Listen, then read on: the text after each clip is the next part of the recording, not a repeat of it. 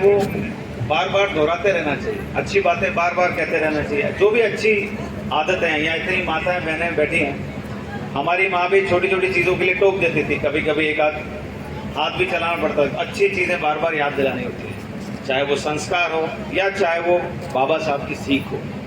और इसलिए कोई बहुत ज़्यादा पढ़ने और समझने की ज़रूरत नहीं है। जो ये वक्ता सब बोल के गए, इन्हीं में बहुत महत्वपूर्ण सार बिंदु हैं। मुझे लगता है बहुत ज़रूरी है, यहाँ बहुत सारे युवा लोग भी रहते हैं, पढ़ाई करते हैं। सबसे पहली चीज़ तो ये है कि एक वक्ता ने ये कहा कि बाबा साहब अम्बेडकर के जो विचार हैं वो केवल एक समाज विशेष की बपौती नहीं है। ये बहुत बहुत महत्वपूर्ण बिंदु है। आज हर व्यक्ति, आज हम भी यहाँ इतनी देर से सुन रहे हैं, तो एक प्रोफेसर साहब ने कुछ विविधता भरी बातें बोली, पिप्पल जी कुछ बोले, कमल राम जी कुछ बोले। मूलतः संविधान और संविधान को जो बाबा साहब ने देश को दिया उसको लेकर के हम प्रफुल्लित हैं, हम निश्चित रूप से प्रफुल्लित हैं, खुश हैं, गौरवान्वित हैं। लेकिन बाबा साहब का योगदान संविधान के अतिरिक्त भी बहुत कुछ है। बाबा साहब न केवल एक अधिवक्ता थे, आज यहाँ एडवोकेट बैठे हुए हैं, यहाँ सामने भी कुछ बैठे हुए हैं, अधिवक्ता, लॉयर, जिसको उस समय बैरिस्टर बोलते थे, मिनिस्टर रहे, वो संविधान निर्माता जो सभा थी उसके अध्यक्ष रहे, एक राजनेता रहे, एक मिनिस्टर रहे, एक सोशलिस्ट रहे, और सबसे बड़ी बात है इतने बड़े समाज को खड़ा करने वाले एक उस समाज के पूरे पिता की तरह रहे। ये सारी भूमिका उस महापुरुष ने निभाई है। केवल ये समाज नहीं, आज एक महिला यहाँ गाना गा रही थी, उन्होंने बोला ये बात, महिलाओं को वोटिंग का अधिकार हो, मजदूरों को मिनिमम कितनी उनको तनख्वाह मिलनी चाहिए, उनके काम करने के घंटे कितने होने चाहिए, शोषण किसी भी तरह का हो। भारत की अर्थव्यवस्था में रुपए का क्या महत्व है, भारत की राजनीति में अगर देश का विभाजन हो जाता है तो क्या होगा। उस महापुरुष की इतनी बातें हैं, आप कभी सर्च भी करेंगे तो आपको एहसास होगा कि वो एक सागर है अपने आप में, और हम एक छोटी सी बूंद को लेकर के गर्व कर रहे हैं। तो मैं आप लोगों से ये निवेदन करूंगा कि वो उनकी सारी चीज़ों को पढ़ें और अपने मित्रों, अपने साथियों, आप सबसे उन चीज़ों को शेयर करें। हर व्यक्ति के लिए बाबा साहब ने बहुत कुछ किया, केवल ये एक विषय नहीं है, इसलिए ये बहुत ज़रूरी है। आज आपके घर में कोई महत्वपूर्ण चीज़ है, मान लेते हैं आपके घर में कोई ऐसा पेड़ है, उसमें कोई फल होता है, मान लीजिए उस फल का नाम रख देते हैं नींबू। अब वो नींबू जो है वो कुछ सलाद में डालने के काम आता है, कुछ सब्जी में डालने के काम आता है, लेकिन पड़ोस में कोई और व्यक्ति रहता है, उसको नहीं पता, उसके घर भी ऐसा वृक्ष है, तो उसके लिए उसका कोई उपयोग है, उसके लिए उसका कोई उपयोग नहीं। वो कहेगा भाई तू ले जा, ये किसी काम का नहीं है, तू ले जा। ऐसा होता है, सामान्य बात है।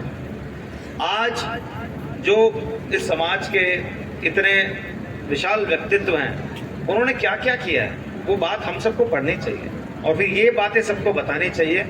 तो अब सब जगह इस बात की स्वीकारोक्ति होगी जो आज आप केवल हम लोग ही मना रहे हैं। तो ये एक महत्वपूर्ण चीज़ है कि हम केवल अपनी बपौती मान के, केवल ये मान के कि ये हमारा विषय है, या ये मान के केवल बाबा साहब अम्बेडकर साहब ने केवल दलित समाज के लिए कुछ किया हो, तो ये नहीं है। समाज हो, लिंग हो, जेंडर हो, इंटरनेशनल इशू हो, करेंसी हो, सब के लिए किया है। तो पहले तो मैं ये बात कहूँगा कि इस बात को फैलाने की ज़रूरत है। दूसरी बात, जो 3 महत्वपूर्ण प्रिंसिपलों की बात हुई, शिक्षित बनो, संगठित बनो और संघर्ष करो, ये सब बोलते हैं। और ये बहुत अच्छी बात बोली प्रोफेसर साहब ने, एक जने ने और दोहराया कि ये पहले क्या होता है, पहले शिक्षा होती है या पहले संघर्ष होता है? क्या होता है? पहले शिक्षा होती है, पहले पढ़ना पड़ता है। कहते हैं विद्या ददति विनयम, विनयम याति पात्रतम, पात्रतम धनम अपनोति। विद्या से लेकर के धन तक कई चीजें होती हैं और उसके बाद व्यक्ति महान बनता है। सबसे पहली चीज है विद्या। तो लेकिन अब बात हो रही है तो पहली चीज क्या रख दिया? संघर्ष। पहली चीज ही बना ली किसी बात के लिए, छोटी सी बात के लिए संघर्ष। अभी किसी वक्ता ने कुछ शब्द यूज किया, इधर से एक वक्ता उसको परिभाषित करने में लग गए कि ये शब्द क्यों यूज कर लिया, ये शब्द, ये यहीं दिख रहा है आपको। मैं इसीलिए कहूँगा, देखिए सबसे इम्पोर्टेंट चीज़ क्या है, वो है संगठन। सबसे महत्वपूर्ण चीज़ है, लोगों को एकत्रित करके एक संगठन बनाएंगे। आप में बहुत शक्ति है। आप अपने कोई भी काम हो, चाहे आप आज आप समाज के लिए बैठे हो, सोच रहे हो, कोई भी काम हो, बड़े से बड़ा काम जो होता है वो, शिक्षित तो आप सब हैं ही, शिक्षित और ज़्यादा ही होंगे। हर बाप अपने बच्चे को उससे ज़्यादा पढ़ा रहा है। हमारे पिताजी जितने पढ़े थे 8वीं क्लास तक पढ़े थे, आज हम IAS बन गए हैं। तो इसका मतलब ये है कि हर बाप अपने बेटे को पढ़ा रहा है। इसका मतलब पढ़ना तो स्वाभाविक है, देश की साक्षरता लगातार बढ़ रही है, लेकिन उसके बाद वो शिक्षा आपको क्या सिखा रही है? अगर वो शिक्षा ये सिखा रही है कि मैंने अपना भला कर लिया और उसके बाद मैं कुछ बन के बैठ जाऊं, तो क्या वो शिक्षा का कोई औचित्य है आपके लिए? नहीं औचित्य। इसलिए दूसरा महत्वपूर्ण चीज क्या है? संगठित बन। और वो बात अखिलेश जी ने बड़ी अच्छी से रखी। तो मैं यही कहूंगा कि छोटी छोटी बातों पे संघर्ष तो अंतिम चीज है, उसको प्रथम चीज नहीं बनाएं। सबसे पहले जरूरी है अपना उत्थान करें, कुछ बने, कुछ स्थापित हो, और उसके बाद संगठित हो, और उसके बाद आगे बढ़ें। तीसरी बात, कुछ सामाजिक बुराइयों की बात की गई, आज बात की गई, कुछ जुए की बात की गई, कहीं कहीं दुकानें चलती हैं, शराब की बात की गई।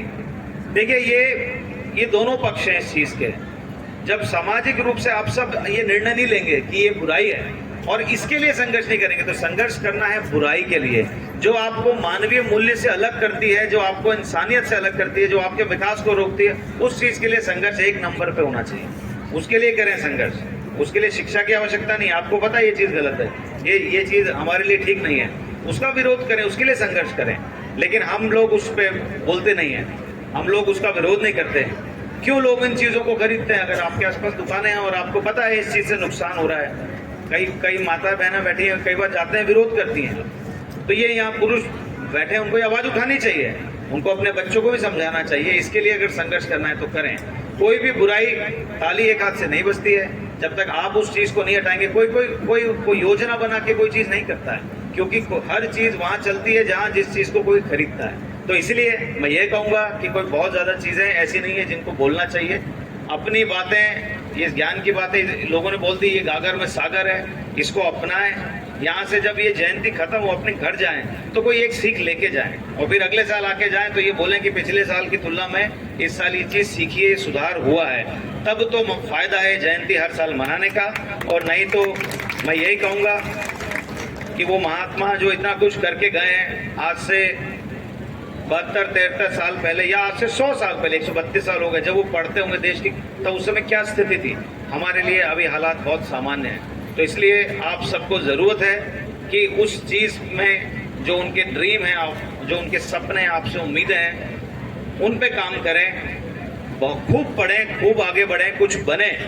और जहां जरूरत हो संगठित, मतलब ये नहीं है कि अपने समाज में संगठित का मतलब है अच्छे विषयों पर, अच्छे मुद्दों पर, किसी का भला हो रहा है, किसी का शोषण हो रहा है, उस चीज पे कोई भी व्यक्ति हो, कैसा भी व्यक्ति हो, उस पर संगठित हो। ये मुझे लगता है असली सीख है। बहुत बहुत धन्यवाद। जय भीम, जय भारत।